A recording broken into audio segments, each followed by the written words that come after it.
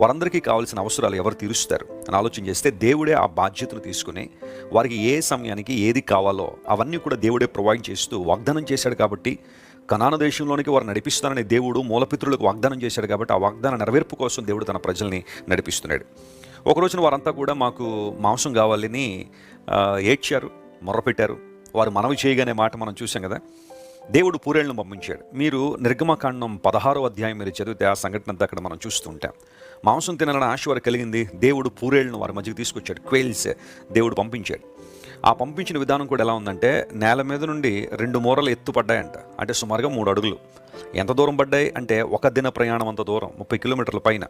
Bible ప్రకారం ఒక దిన ప్రయాణం అంటే 20 మైళ్ళు, that is close to 30 kilometres. అంత దూరం పూరేళ్ళు వచ్చి 3 అడుగుల పైన ఆ పాళెలోకి వచ్చి పడిపోయి ఉన్నాయి. దేవుని ఆజ్ఞకు అవి ఎలా లోబడ్డాయో ఆలోచన చేస్తూ ఉంటే చాలా సంతోషం అనిపిస్తుంది.